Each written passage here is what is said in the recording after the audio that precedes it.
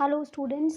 In the last lecture we have discussed up to absolute poverty. Last lecture में हमने absolute poverty तक discuss किया था. Now next topic we will discuss measurement of poverty pre and post independent India. Pre and post independent India मतलब क्या है? Independence के पहले और इंडिपेंडेंस के बाद किस तरीके से poverty के measurement में changes किया गया. प्री इंडिपेंडेंट इंडिया में दादा भाई नौरोजी जो थे वो फर्स्ट पर्सन थे जिन्होंने पोवर्टी लाइन का कंसेप्ट डिस्कस किया. जिन्होंने Dadabhai Naoroji was the first person who use the word poverty line. He use the jail cost of living to calculate the poverty line. उन्होंने क्या किया, जेल में जो लोग हैं उन लोगों की कॉस्ट ऑफ लिविंग को देखा कि कितना उनका कंजप्शन होता है, कितना वो इनटेक करते हैं, कितना वो खाते हैं. उस बेसिस पे जेल कॉस्ट ऑफ लिविंग के बेसिस पे उन्होंने पोवर्टी लाइन को कैलकुलेट किया. He use the menu of prisoner. ठीक है, फॉर अ प्रिजनर एक कैदी के लिए जो मेन्यू लगता है, कितना वो खाते हैं, कितना इनटेक करते हैं, उस मेन्यू को ध्यान में रखते हुए उन्होंने पोवर्टी लाइन का कैलकुलेशन किया. And use appropriate prevailing prices. और जो एग्जिस्टिंग प्राइजेस थी एग्जिस्टिंग प्राइजेस मतलब क्या, जैसे चावल के क्या भाव है उनको उससे मल्टीप्लाई करके कितना उनको चाहिए, एक पर्सन को कितना चाहिए, उस बेसिस पे उन्होंने कॉस्ट ऑफ कंजप्शन निकाला for an adult prisoner. Adult prisoner मतलब क्या, जो एडल्ट है. ठीक है, ऑब्वियस है कि बच्चों को तो प्रिजन में डाला नहीं जाता, तो they have calculated for the adult peoples. He term this consumption cost as jail cost of living. उन्होंने उस कंजप्शन कॉस्ट को जेल कॉस्ट ऑफ लिविंग नाम दिया. As only adult stay in jail he divided the population into 2 parts.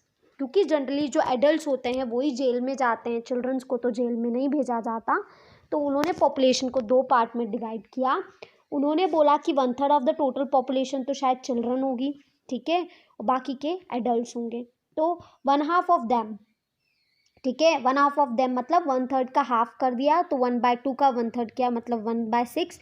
तो वो 1/6 जो होंगे मतलब 1/3 चिल्ड्रन हुए, उसमें से भी 1/6 जो होंगे वो तो बहुत ही कम खाते होंगे, ऑलमोस्ट ना के बराबर खाते होंगे, बहुत छोटे बच्चे होंगे. वेल कुछ अदर हाफ जो होंगे वो क्या होगा, हाफ खाते होंगे. हाफ खाते होंगे मतलब जितना नॉर्मल एक एडल्ट पर्सन की डाइट होती है उससे आधा खाते होंगे. तो 1/2 ऑफ 1/3 कर लिया तो वो भी 1/6 आ गया, जो कि क्या खाते होंगे, एडल्ट की डाइट का आधा खाते होंगे. जितना एडल्ट खाते हैं उससे आधा खाते होंगे. फिर 2/3 पॉपुलेशन जो है उनको एडल्ट माना, जो कि पूरी डाइट कंज्यूम करते हैं. उन्होंने उस कंजप्शन का वेटेड एवरेज निकाला. ठीक है, वेटेड एवरेज निकाला. ठीक है, कैसे वेटेड एवरेज निकाला, जैसे पहले जो 1/6 थे वो तो नील डाइट है उनकी, ऑलमोस्ट नहीं खाते होंगे, तो इंटू नील डाइट किया, प्लस 1/6 की हाफ डाइट है, प्लस 2/3 की फुल डाइट है. तो 1/6 इंटू 0 कर दिया पहले, फिर प्लस किया 1/6 इंटू 2, प्लस 2/3 इंटू 1 किया, क्योंकि इनकी फुल डाइट है.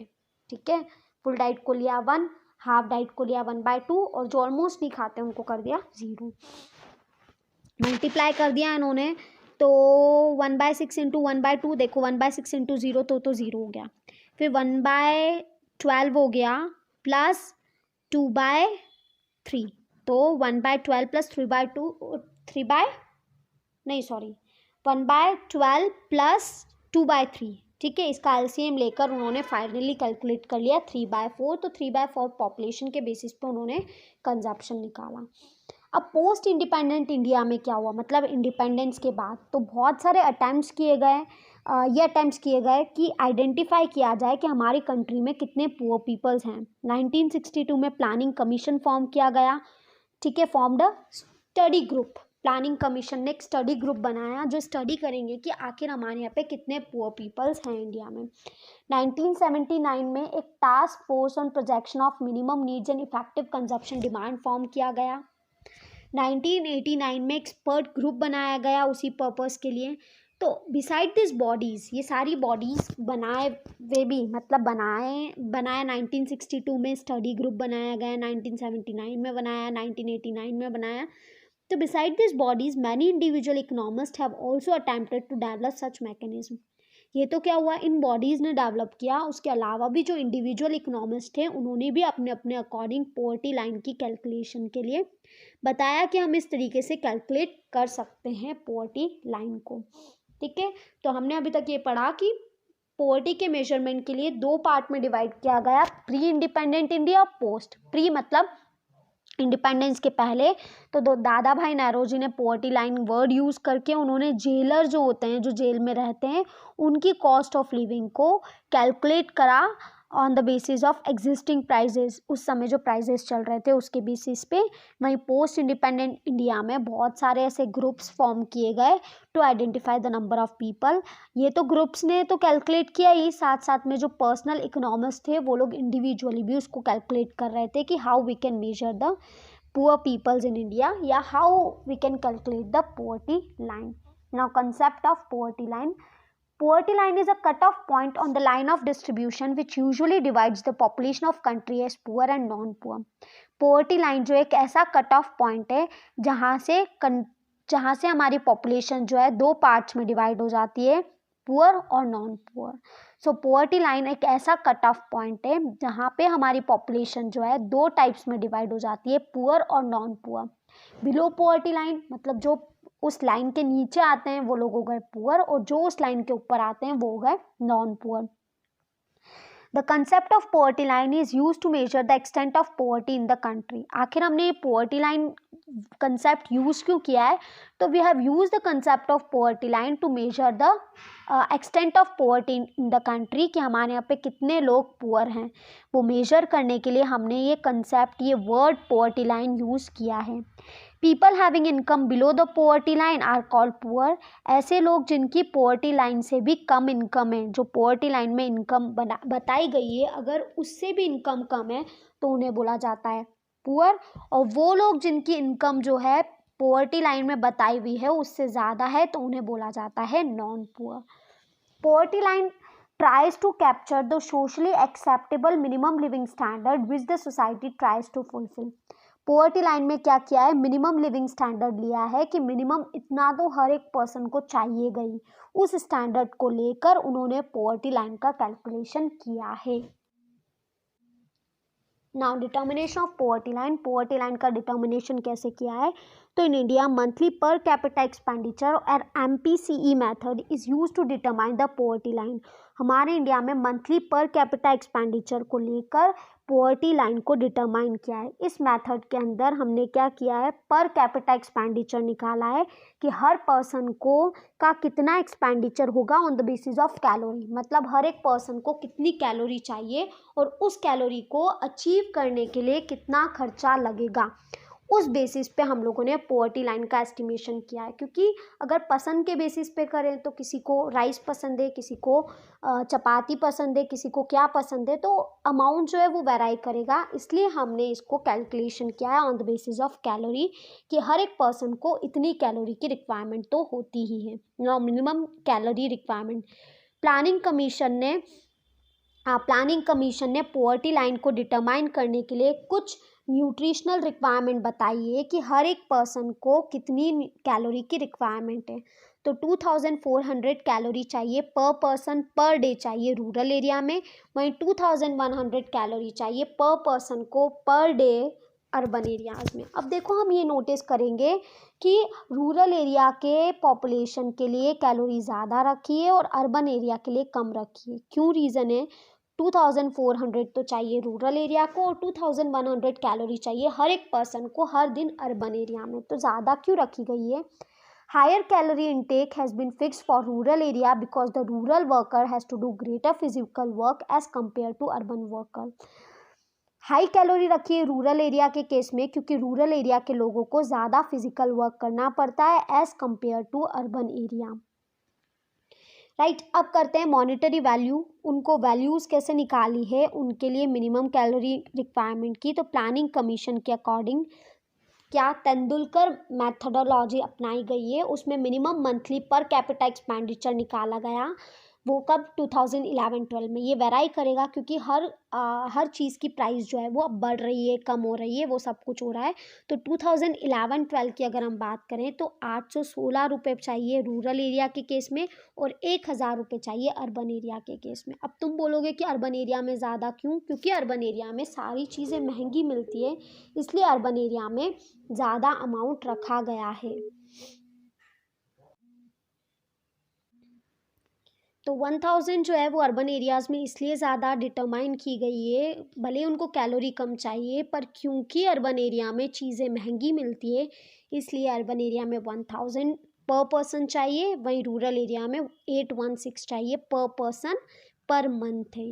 पर मंथ के बेसिस पे दिया है, ये मंथली कैपिटल एक्सपेंडिचर है, पर डे नहीं है। Now poverty line divides the poor from a non poor. Poverty line जो है वो पुअर और नॉन पुअर में डिफ्रेंशिएट करता है। There are many kinds of poor, absolute poor, very poor and the poor. Similarly there are various kind of non poor, middle class, upper middle class, rich, very rich and absolutely rich. Poverty line divides the poor from non poor. ऐसे तो बहुत सारे poor होते हैं, ऐसे जो बहुत ज़्यादा पुअर है, ऐसे जो थोड़े कम पुअर हैं, ऐसे जो बहुत ज़्यादा पुअर है, फिर ऐसे जो मिडिल क्लास में, जो अपर मिडिल क्लास, रिच, ऐसे बहुत सारे होते हैं। पर पोवर्टी लाइन जो है वो सिंपली पुअर और नॉन पुअर ही बताता है कि ये पर्सन पुअर है और ये पर्सन पुअर नहीं है। This method of determining poverty line is updated over time to take care of changes in price level, क्योंकि प्राइस जो है हर चीज़ की हर टाइम चेंज होती रहती है, इसलिए इस पोवर्टी लाइन को अपडेट किया जाता है according to the existing prices के अकॉर्डिंग इसको चेंज करते रहते हैं, क्योंकि हर चीज़ की प्राइस जो है वो चेंज होती रहती है। नाउ कैटेगरीज ऑफ पोवर्टी, तो पोवर्टी के 3 कैटेगरीज है, क्रॉनिक पुअर, ट्रांजिएंट पुअर और नॉन पुअर। क्रॉनिक पुअर मतलब क्या, ये वो पीपल्स हैं जो या तो हमेशा पुअर रहते हैं या ज़्यादातर पुअर रहते हैं। हमेशा मतलब क्या, ऑलमोस्ट पूरे साल भर ही पुअर रहते हैं या ज़्यादातर पुअर रहते हैं। ट्रांजिएंट पुअर में कौन आते हैं, churning poor who regularly move in out of poverty like small farmers, and occasionally poor who are rich most of the time and poor sometimes. Transient poor में मतलब क्या, जो कुछ टाइम जो या तो पोवर्टी के अंदर बाहर करते रहते हैं, कभी फार्मिंग प्रॉपर नहीं हो पाई तो poor, otherwise non poor. Occasionally poor मतलब यूँ तो अच्छे हैं वो, पर कभी कभी पुअर हो जाते हैं। नॉन पुअर मतलब दे आर नेवर पुअर। तो क्रॉनिक पुअर मतलब क्या, जो ज़्यादातर पुअर रहते हैं या हमेशा ही पुअर रहते हैं। ट्रांजिएंट पुअर मतलब क्या, जो move in and out of the poverty, या फिर जो रिच है वो कभी कभी पुअर की कैटेगरी में आ जाते हैं जब उनकी अर्निंग नहीं हो पाती या जब उनको जॉब नहीं मिल पाती। नॉन पुअर मतलब दे आर नेवर पुअर। तो देखो इसमें पोवर्टी लाइन बनाई है, ऑलवेज पुअर मतलब हमेशा ही नीचे, यूजुअली पुअर मतलब कभी ऊपर आ जाते हैं, चर्निंग पुअर मतलब ऊपर नीचे ऊपर नीचे, ओकेजनली पुअर मतलब क्या, हम कभी पुअर हो गए बाकी तो ऊपर ही रहेंगे, अबव पोवर्टी लाइन ही, और नेवर पुअर मतलब हमेशा पोवर्टी लाइन के ऊपर ही। नाउ हम करते हैं क्रिटिसिज्म ऑफ पोवर्टी लाइन। लोगों ने क्या किया है, पोवर्टी लाइन को क्रिटिसाइज किया है कि poverty line is not the correct way to measure poverty. पहला है, the method groups all the poor together and doesn't differentiate between very poor and other poor. इस मैथड में क्या होता है, सारे पुअर को टुगेदर रख दिया, वो लोग जो बहुत ज़्यादा पुअर है, वो लोग जो कम पुअर है, उनको डिफ्रेंशिएट नहीं किया। Second point, this mechanism is helpful in identifying the poor as a group to be taken care of by the government. However, it is very difficult to identify the poor who need to help the most. इस mechanism से हमको ये तो पता चल जाएगा, government को ये तो पता चल जाएगा कि इतने पुअर पीपल्स हैं, इनको हेल्प की रिक्वायरमेंट है, पर ये नहीं पता पड़ पाएगा कि किसको सबसे ज़्यादा हेल्प की रिक्वायरमेंट है। वो चीज़ हमें नहीं पता चल पाएगी किस केस में, पोवर्टी लाइन के केस में, क्योंकि पोवर्टी लाइन में हमें पूरे ग्रुप के बारे में पता लगता है। Now next is, there are many factors other than income and assets which are associated with poverty like accessibility to basic education, health care, drinking water which have been ignored. ऐसे बहुत सारे factors हैं income के अलावा जो कि poverty को show करते हैं, जैसे क्या कि वो बेसिक एजुकेशन नहीं ले पा रहे हैं, प्रॉपर हेल्थ केयर फैसिलिटीज़ नहीं ले पा रहे हैं, ड्रिंकिंग वाटर फैसिलिटीज़ उनके यहाँ पे प्रॉपर नहीं है, बट इन सब चीज़ों को पोवर्टी लाइन के कैलकुलेशन में इग्नोर किया गया है। ये मेथड जो है वो सोशल फैक्टर्स नहीं लेती जो कि मेनली पोवर्टी जिसकी वजह से हो रही है, उन फैक्टर्स को तो वो इग्नोर कर देती है, जैसे illiteracy, ill health, lack of resources, discrimination जो उनको फेस करना पड़ रहा है, जो उनको फ्रीडम नहीं मिल पाती। तो ये सारे सोशल फैक्टर्स को तो इग्नोर कर रही है, सिर्फ पोवर्टी को ही कैलकुलेट कर रही है, बल्कि रीजंस क्या हैं उन सबको इग्नोर कर रही है, राइट। तो due to various limitations in the official, क्योंकि बहुत सारे लिमिटेशंस जो हैं पोवर्टी लाइन के इसमें इन्होंने बताए हैं, उसकी वजह से अमार्त्य सेन जो है, जो कि एक नोबल जिसको नोबल अवार्ड भी मिला था, उसने अपने अकॉर्डिंग एक सैन इंडेक्स भी बनाया है जिससे उसने पोवर्टी को कैलकुलेट किया है। तो so many peoples have individually calculated the और एस्टिमेटेड द पोवर्टी। नेक्स्ट है, is there any decrease in the poverty level? तो अकॉर्डिंग टू गवर्नमेंट के हिसाब से तो जैसे जैसे ग्रोथ बढ़ेगी, एग्रीकल्चर प्रोडक्शन बढ़ेगा, एम्प्लॉयमेंट अपॉर्चुनिटीज जनरेट होगी रूरल एरिया में, वैसे वैसे पोवर्टी का लेवल डिक्लाइन हो गया। हाउएवर इकोनॉमिस्ट जो है वो आर्ग्यू करते हैं कि ये जो मेथड यूज़ की गई है पोवर्टी लाइन को एस्टिमेट करने के लिए और नंबर ऑफ़ पुअर को एस्टिमेट करने के लिए, ये मैनिपुलेट हो रही है। मतलब वो लोग क्या करते हैं, उसमें चीटिंग कर लेते हैं ताकि उन लोगों को नंबर ऑफ़ पुअर्स जो है इंडिया में कम मिल पाए। मोर ओवर उनके अकॉर्डिंग पोवर्टी एलिवेशन स्कीम्स जो गवर्नमेंट ने अप्लाई किए should aim to improve human lives. उनका मेन एम यही होना चाहिए कि वो ह्यूमन की लाइफ को इम्प्रूव करें ताकि जो ऑब्स्टेकल्स हैं, illiteracy, ill health, lack of access to resources, lack of civil and political freedom, ये क्या हो जाए, हट जाए। अगर अपने आप ये इलिटरेसी वाली प्रॉब्लम हट जाएगी तो अपने आप those peoples will not remain poor. तो उनके अकॉर्डिंग गवर्नमेंट को इन चीज़ों पे ज़्यादा फोकस करना चाहिए। A person should be healthy, well nourished, knowledgeable and able to participate in the life of community. एक पर्सन जो है वो हेल्दी रहेगा, वेल नरिश्ड रहेगा, नॉलेजेबल रहेगा तो ईजिली वो जो है अपने सारे काम कर पाएगा। The incidence of poverty has declined over the years, especially in 80s, but poverty still remains a problem of considerable magnitude. हम देखें 80s से कंपेयर करें तो यस poverty जो है वो रिड्यूस हुई है, बट स्टिल अभी भी poverty जो है वो अपनी एक अच्छे अमाउंट में अवेलेबल है जिसको डिक्रीज करना बहुत ज़रूरी है। Now let us now determine the number of poor in India. अब हम डिटरमाइन करते हैं कि नंबर ऑफ़ पुअर्स इंडिया में कितने हैं। तो सबसे पहले उसके लिए हमें हेड काउंट रेशियो कैलकुलेट करना पड़ेगा। देखो हेड काउंट रेशियो कैसे कैलकुलेट किया जाता है। तो head count ratio is calculated by dividing the number of people below poverty line by the total population. जितने number of persons below poverty line में आते हैं उसको अगर हम डिवाइड कर देंगे टोटल पॉपुलेशन से, ठीक है, नंबर जो कि बिलो पोवर्टी लाइन आते हैं divided by total population is known as head count ratio. इसको बोला जाता है head count ratio. The official data on poverty is made available to the public by the planning commission।